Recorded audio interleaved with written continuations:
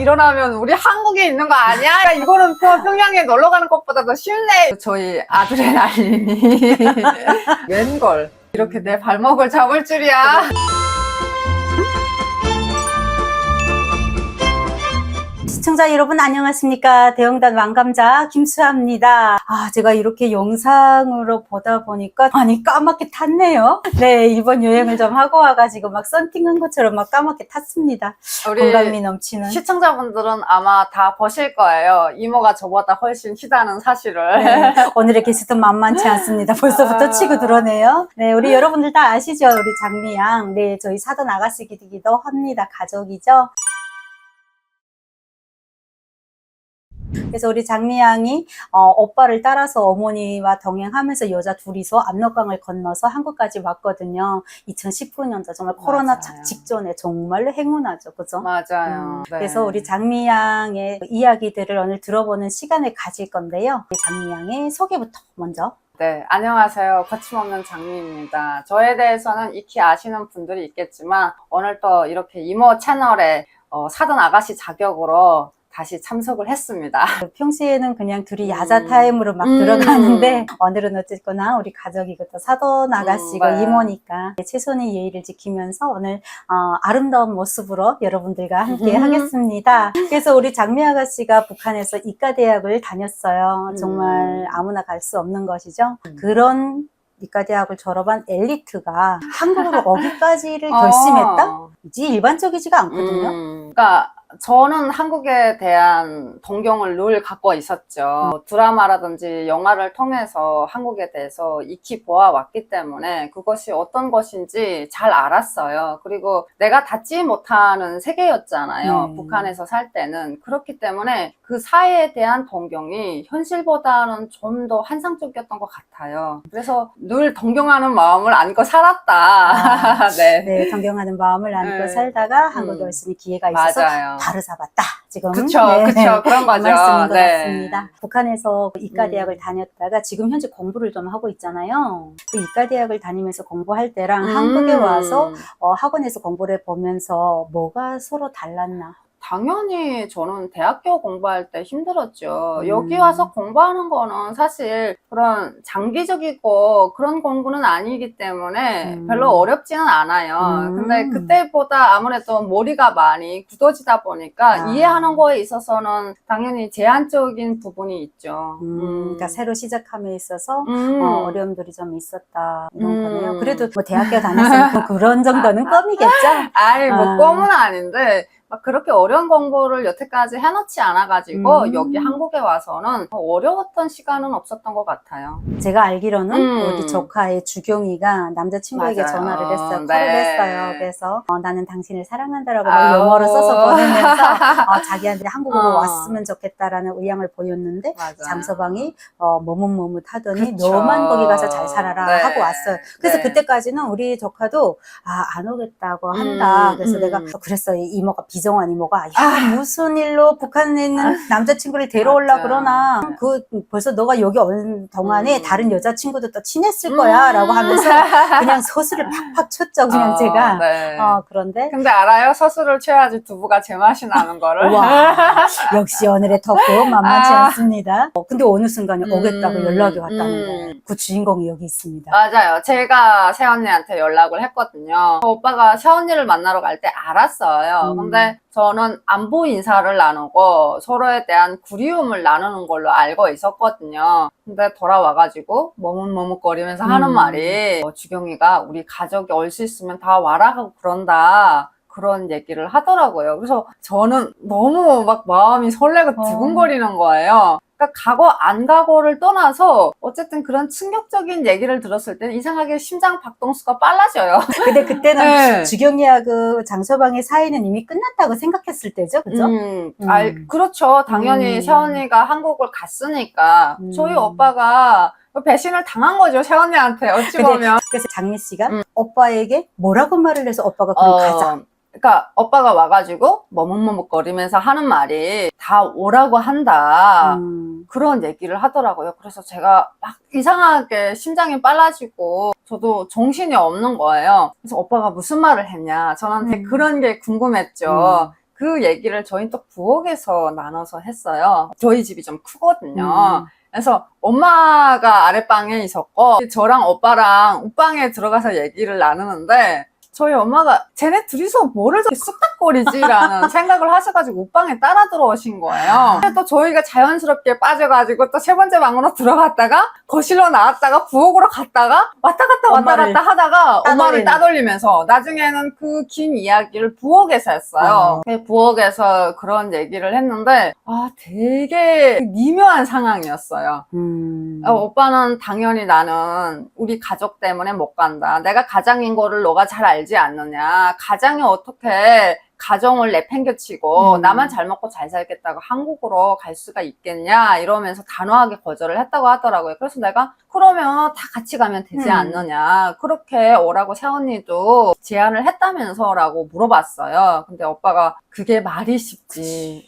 혼자 가는 것도 정말 어떻게 일이 전개될지 모르는 길인데 가족이 가다가 잡히면 우리는 그러면 끝장난다는 거예요. 그리고 먹고 살기 힘들면 변명이라도 할 수 있잖아요. 근데 우리는 그 상황이 아니었어요. 그렇다 보니까 오빠의 그 걱정이 굉장히 컸죠. 오빠는 당연히 안 가는 게 맞다고 생각을 했고 그리고 이전적으로 생각을 해봐도 오빠의 생각이 맞다고 저는 생각을 해요. 근데 저희 아드레날린이 그런 정상적인 사고를 하도록 하지 못하게 했죠.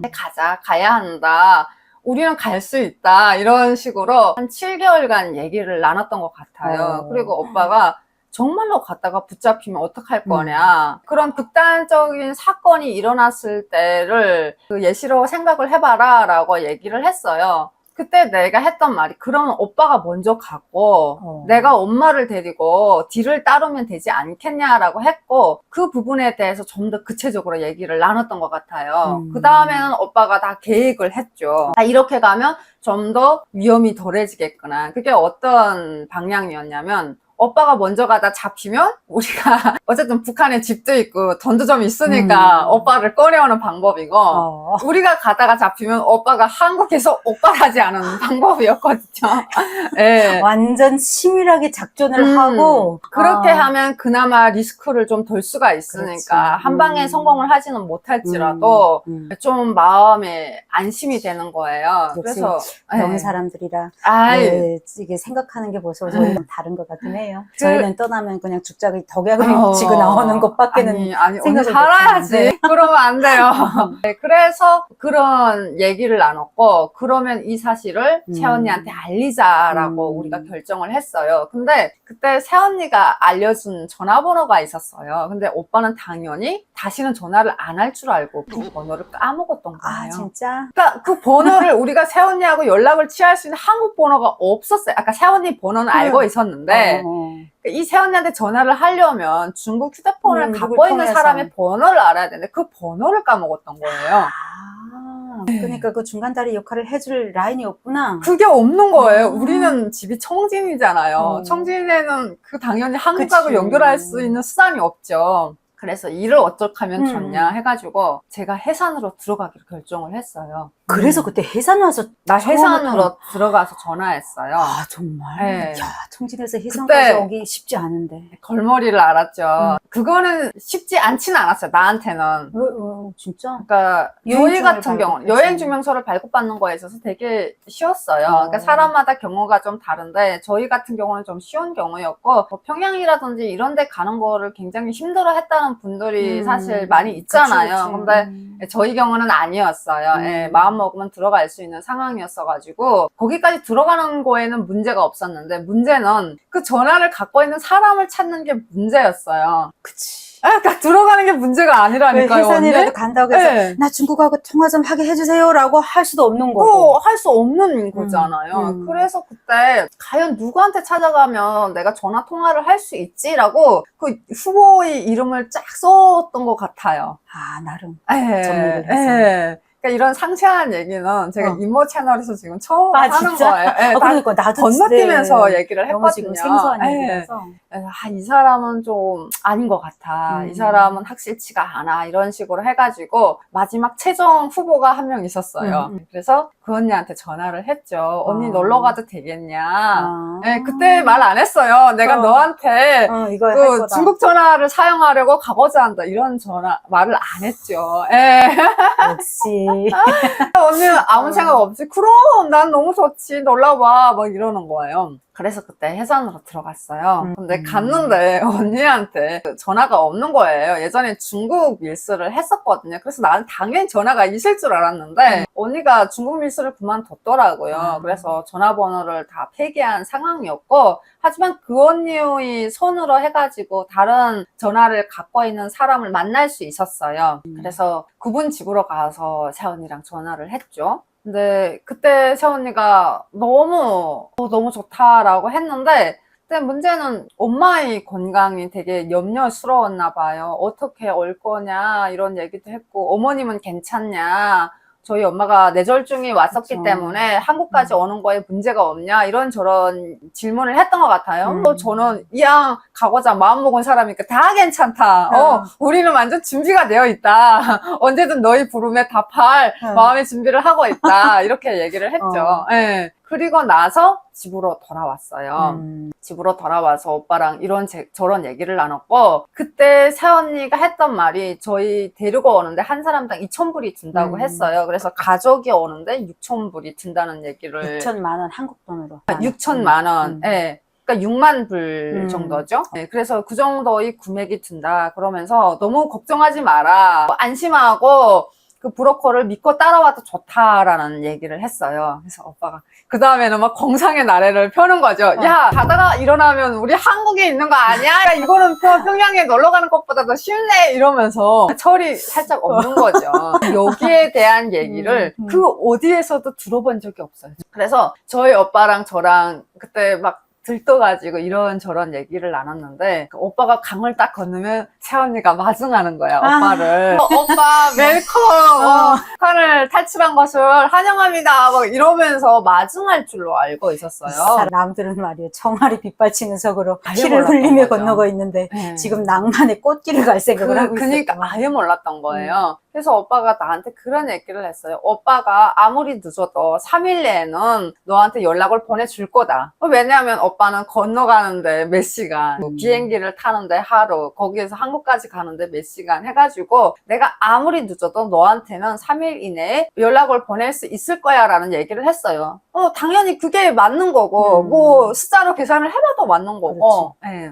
그래서 오빠가 떠났는데, 아유, 우리 엄마는 평양에 놀러 가는 줄 알았어요. 그치, 엄마가 모르고, 네. 사돈 어머니 모르게 떠났다 하더라고요. 네, 저희 엄마는 아무 생각 없었어요. 오빠가 평양에 놀러 간다니까, 친구 결혼식이라서 간다고 그렇게 뻥을 쳤던 것 같은데. 아유, 정말 감사합니다. 만약 그때 못 만났으면 어머니가 얼마나 일생을 후회하겠어. 또 장사방도 그렇고 지금 다 이렇게 그래도 그쵸. 아이고 오는 길에 정말 좀 험난한 시간이 있긴 했지만 다 와서 만날 운명이었나 보죠. 그러게요. 우리 장미양 집에서 오빠가 먼저 떠났고 그리고 어머니를 딱 데리고 출발을 하잖아요. 근데 그 재산이며 집이며 그거를 어떻게 다 그냥 두고 왔어요? 어떻게 했어요? 두고 왔는데 그때 굉장히 고민이 많았어요. 이거를 팔아서 한 푼이라도 우리가 돈으로 바꿀 것인가, 아니면 그대로 두고 떠날 것인가 생각이 많았었는데, 처분하려면 처분할 게 너무 많았어요. 일단 뭐 집이 있었고, 그리고 사업체가 있잖아요. 그리고 우리가 뭐 빈 땅에서 장사하는 것도 아니고 건물이 있잖아요. 근데 임대가 아니라 저희가 건물을 돈을 주고 샀었어요. 그래서 북한에 건물도 있었던 거예요. 근데 이런 것들을 팔기 시작하면 소리가 날 수밖에 없어요. 되게 복잡한 상황으로 이어질 수가 있단 말이에요. 그래서 기왕상 우리가 이거를 다 버리고 한국으로 가기로 결정한 거 아예 그냥 미련 없이 두고 떠나기로 했어요. 네, 그런 식으로 하나 두 개 미련을 두다 보면 오히려 발걸음이 무거워지고 나중에는 우리가 왜 이 길을 가지라고 생각할 수도 있단 말이에요. 저는 한국을 너무 가고 싶었어요. 왜냐면 해외여행을 이렇게 다녀보는 게 꿈이었던 시절이 있었는데 그 해외여행을 한 번도 못 가보다 보니까 그거에 대한 한상이 컸던 거죠. 공부할 때 평양에 있으면서 네. 나는 해외여행을 가고 싶다라고 생각을 해봤다고요? 당연하죠. 그러니까 오빠는 공부를 잘해가지고 저기 베이징에 나갔던 적이 있어요. 프로그램 경연 때문에. 근데 저 같은 경우는 물론 국내에는 자유롭게 다니지만 해외여행을 한 번도 못 나가봤잖아요. 근데 오빠가 다녀와가지고 하는 말이 베이징이 엄청 발전했더라 이런 얘기를 하는 거예요. 그러니까 막 그 상상력이 나래가 치는 거죠. 오빠 이야기를 듣고. 네, 저는 그런 공상적인 그런 부분도 굉장한 아이거든요. 네. 그래가지고 내가 뭐 외국에 간다면 뭐 내가 어쩐다면 가정법을 잘 써요. 네. 벌써 거기에 가 있고. 네, 마음이 항상 가 있는 아이였던 거예요. 근데 그럴 수가 없으니까 항상 꿈만 꿨었죠. 그렇지. 북한에서는 실천할 수가 없죠. 그죠? 네. 근데 오빠가 거기로 갈 수 있는 기회가 있다고 하니까 마다할 수가 없는 거예요. 오빠는 안 가겠다고. 나는 가고 싶고. 나라도 좀 보내줘, 나라도. 오빠 안 가겠으면 그 나라도 좀 가자. 근데 세원이 입장에서도 오빠 보고 싶어서 오라는 거지. 내가 뭐예요. 우리 주경이도 대단한 것 같아요. 그쵸. 내가 그렇게 말렸어요. 네, 정말 굉장한 결단이었고 나는 이모가 말렸다고 하는 게 일리가 있다고 생각해요. 그거는 누구라도 그렇게 했을 거예요. 내적하고 또 우리 세대까지만 해도 여러분 북한의 남존여비가 엄청 심했어요. 그래서 가연이 북한에서 익숙한 남자, 더구나 이 집은 제가 딱 한 번 봤는데 너무 잘생기고 정말 상남자였고 저 사람은 누군가의 정말 선에 의해서 저렇게 멋있게 성장한 집이 엄청난 그 부호라고 생각을 해가지고 우리하고는 가당치가 않아. 그렇게 공주처럼 왕자처럼 살던 사람이 여기 와서 타격을 받거나 경제적으로 이게 만약 안 된다라고 하면은 자괴감이 느끼고 저는 그런 자신감이 없어서 그만두라고 했는데 그래도 그걸 기어코 이겨내고 데려와서 또 우리 장서방도 너무 적응을 잘하고 쟤는 정말 8년차 이모보다도 4년차 우리 장서방이 정말 저를 이렇게 저먹저먹 가리키는 거 보면서 야 정말 대단하고 우리 사돈 어머니는 정말 큰 재산을 낳으셨다라고 너무 적당히 칭찬해야 되는 거 아니에요? 이런 때 칭찬해보지 언제 가족 칭찬을 해. 그래서 처음에 그 해산에 도착했잖아요. 브로커로 해가지고 해산에 어머니하고 도착하면서 그 같이 그 국경까지 다가올 때도 사실은 정말 탈북 못지않게 두근두근하는 순간이 엄청 많죠. 두근두근하죠. 그러니까 그게 저는 여행 증명서를 뗐어요. 근데 이게 엄마가 나이가 많다 보니까 엄마의 여행 증명서를 떼기 굉장히 어려운 거예요. 그리고 엄마까지 여행 증명서를 떼면 일단 오빠는 한국에 간 상황이고 정확하게는 그때 라오스인가? 거기에 있었다고 하더라고요. 어쨌든 국경을 넘었잖아요. 그리고 나도 여행증명서를 뗀 상황이고 엄마까지 떼면 이게 기록에 뜰 수도 있단 말이에요. 그렇지. 내가 북한의 전산화가 얼마나 잘 되어 있는지는 잘 모르겠지만 정말 위험천만한 일인 거예요. 그래서 나는 엄마는 여행증명서 없이 해상까지 들어가자고 생각을 했어요. 혼자 들어가는 거는 굉장히 쉬웠는데 여행증명서가 없는 엄마를 데리고 들어가는 게 너무너무 어렵더라고요. 저희가 가다가 단속을 당했어요. 그래서 엄마랑 같이 강제로 그 기차에서 내렸거든요. 근데 어쨌든 나는 여행증명서를 갖고 있으니까 뭔가 조금 개운하지는 않는데 숙모안전원들이라고 하거든요. 숙모안전원들 입장에서는 뭔가 개운하지는 않지만 그래도 내가 여행증명서를 갖고 있으니까 여행증명서라는 건 국가가 너가 해상까지 들어가도 좋다라고 공식적으로 쾅하고 도장을 박아준 거예요. 그래서 거기에 대해서는 뭐라고 하지 않았지만 어쨌든 엄마는 여행증명서가 없고 가족이 같이 동행을 하는 거니까 의심스럽다는 생각을 했을 거예요. 그래서 그 사람들이 결정을 한 게 어떤 문제를 일으킨 건 아니고 그냥 엄마랑 저랑 기차에서 내려라 이렇게 요구를 했던 거예요. 근데 제가 그냥 내려오지 않았어요. 어떻게 그래도 그 위기를 대처했어? 기차에 어떤 말 많은 남자가 한 명 있었어요. 네, 말 많은 남자가 있었는데 그 사람이 집이 배감인가? 배감군. 양강도 배감. 양강도예요. 배감에 그 사람이 집이 있었던 걸로 알고 있어요.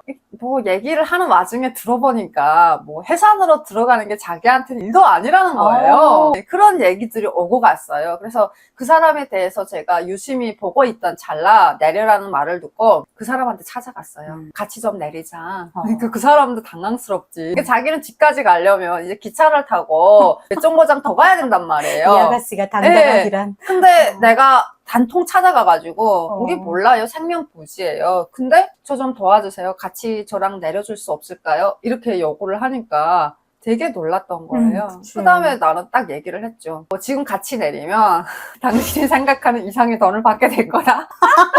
돈으로 꼬셔야지 뭐. 그쵸, 그쵸. 그런 상황에서는 이익에 호소를 해야 된단 말이에요. 감정보다는. 그 사람이 돈을 주겠다니까 너무 좋다고 바로 내리겠다고 하는 거예요. 그래서 내려가지고 얘기를 나눴어요. 나는 여행증명서가 있고 엄마는 여행증명서가 없는 상황인데 우리 엄마를 해상까지 들여보내줄 수 있냐. 같이 가면 당연히 좋겠지만 안 되는 경우는 따로따로 가도 괜찮다. 그래서 그 사람이 자기 들여보내줄 수 있다.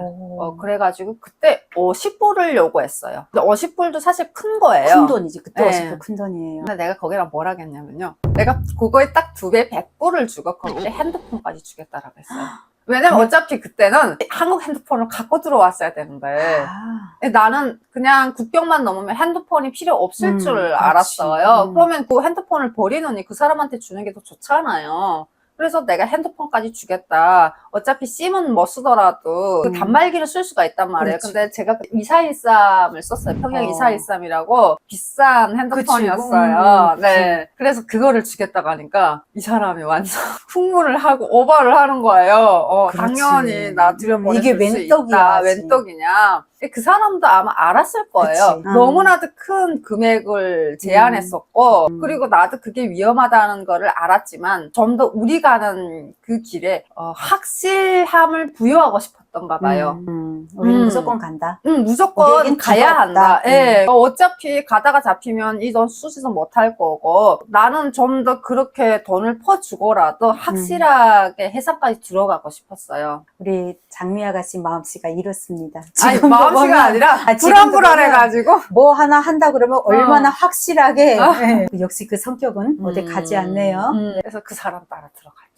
그래서 해상까지 갔고 오빠하고 서식이 닿아서 오빠랑 서식이 못 그러니까 닿았죠. 브로커하고 서식이 브로커랑 닿아서? 서식이 닿았죠. 그래갖고 그 들어가는 그때 한방눈이 펑펑 내렸어요. 북한이. 네, 한방눈이 내렸는데 그때가 몇 월이었어요? 그때가 11월 17일이었으니까 11월. 2019년 11월 17일이었어요. 눈이 펑펑 내리는데 저는 되게 좋았어요. 왜냐하면 축복처럼 느껴졌던 거예요. 그 눈이. 그러니까 의미를 부여하게 다시죠. 낭만의 아이콘이에요. 네, 그래서 우리가 가는 길을 축복해 주는가 보다라고 생각했는데 웬걸 눈이 내리면 그 압력강을 발자국이 건널 때 찍혔어. 발자국이 찍혀서 못 걷는데요. 그거를 해상에 들어가서 알았어요. 네, 건너려고 하니까 안 된대요. 그래서 왜 안 되냐라고 물어봤더니 발자국이 찍혀서 지금은 건네줄 수가 없다는 거예요. 와, 축복인 줄 알았던 눈이 이렇게 내 발목을 잡을 줄이야.